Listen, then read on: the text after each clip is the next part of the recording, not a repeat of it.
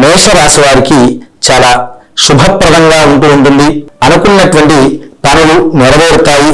తన సంతానం ద్వారానే తనకు మంచి విషయాలు తెలుసుకొని యోగదాయకమైనటువంటి శుభ ఫలితాన్ని పొంది ఈ నేడు ఆనందంగా గడుపుతూ ఉంటారు. వృత్తి వ్యాపారులందు కూడాను చక్కని ఫలితాలు పొందుతుంటారు. కుటుంబ సభ్యులందరితో కూడాను తీర్థయాత్ర దర్శనం చేసుకోవడానికి ప్రయత్నాలు ముమ్మరం చేస్తూ ఉంటారు.